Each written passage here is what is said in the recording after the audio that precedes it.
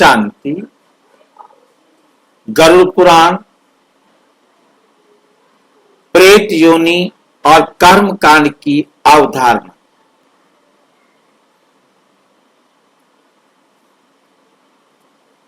हम सभी ने गरुड़ पुराण के बारे में सुना है। ये पुराण मृत्यु के बाद आत्मा की स्थिति को विस्तार से वर्णित करता है। गरुड़ पुराण में एक बात विशेष रूप से बताई गई है कि जब कोई आत्मा शरीर को त्यागती है तो तुरंत नया जन्म नहीं लेती, बल्कि उसे 10 दिनों तक प्रेत योनि में रहना पड़ता है। ये कैसी स्थिति है? ये एक अस्थिर, दुखद और भ्रमित करने वाली अवस्था होती है, जहां आत्मा ना तो पूरी तरह से इस भौतिक संसार से जुड़ी होती है और ना किसी दिव्य लोक में प्रवेश कर पाती है। उसे ऐसा लगता है कि वे अकेली है, उसे कोई देख नहीं रहा है, समझ नहीं रहा है और वे अपनी उपस्थिति जताने के लिए कुछ भी कर नहीं सकती। यह अवस्था गरुड़ पुराण के अनुसार उस आत्मा के पिछले कर्मों, इच्छाओं और परिवारजनों के संकल्पों पर निर्भर करती है।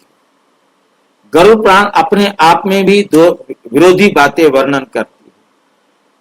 जैसे अभी तक हमने पिछले एपिसोड्स में देखा कि आत्मा को यमदूत लेकर जाते हैं, अनेक प्रकार की यात्राओं से गुजरते हैं। रोजाना की अलग अलग यातना उसके दिखाई थी। रोजाना उसके लिए पिंड दान नहीं करते तो उसको कष्ट मिलता है, और आज दिखा रहे हैं कि वो कहीं बैठा रहता है या कहीं रहता है, वहां कोई देख नहीं रहा। तो अरे यमदूत किसको सजा दे रहे थे? जिसको कोई देख नहीं रहा था। तो कभी उसको ठंडी जगह पर ले जाते हैं, कभी बर्फ में ले जाते हैं, कभी तेज लू में ले जाते हैं, कभी कड़ाव में डालते हैं, तो कभी वैतरणी नदी में ले जाते हैं।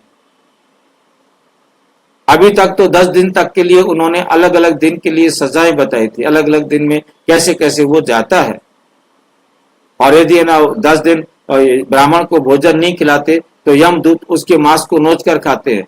जिसका सारा मांस यहाँ जल गया था, उस आत्मा के पास कहां से मांस आया था जो उसको नोच कर खाते हैं? बेसिर पैर की बातें वो लोग गरुड़ पुराण के अंदर लिखी। सच्चाई ये है कि कोई भी आत्मा जैसे ही शरीर छोड़ती है, ब्रह्मा कुमारियों के दृष्टि आत्मा जिस सेकंड शरीर छोड़ती है, उस सेकंड में अपनी मां के गर्भ में प्रवेश करती है, जो पहले से ही 3 महीने का तैयार किया हुआ होता है। आत्मा को शरीर से लेने के लिए ना तो यमदूत आता है और ना ही देवदूत आते हैं। आत्मा स्वयं गति करती है। ये केवल ब्राह्मणों ने अपनी कमाई का धंधा बनाया हुआ है। इसका समाधान क्या है? तो हमें जीवन में ही आत्मा को परमात्मा से जोड़ना होगा। जब आत्मा ज्ञान युक्त और योग युक्त हो जाती है तो मृत्यु लोक के समय वो स्थिर और शांत अवस्था में देह त्यागती है। उसकी गति स्वतः होती है, क्योंकि वो परम ज्योति स्वरूप पिता परमात्मा शिव की याद में थी।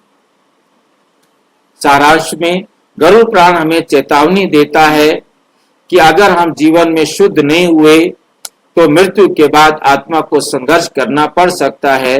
ब्रह्मा कुमारियों का ज्ञान हमें बताता है कि आत्मा अपने कर्मों के अनुसार सुख व दुख जो उसने दिया है, उसे अगले जन्मों में बराबर करना ही होता है। बिना बराबर किए कोई भी आत्मा मुक्ति को प्राप्त नहीं कर सकती। अगर हम आज अभी स्वयं को आत्मा समझकर परमात्मा की याद में स्थित हो जाएं, यही है सहज सच्चा मार्ग। अच्छा, ओम शांति। और विस्तार से जानने के लिए प्रजापिता ब्रह्मा कुमारी ईश्वरीय विश्वविद्यालय के किसी भी सेवा केंद्र पर संपर्क करें। और यदि कोई प्रश्न है तो 9213106986 पर केवल टेलीग्राम करें।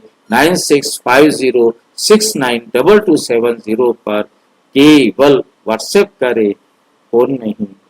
ओम शांति।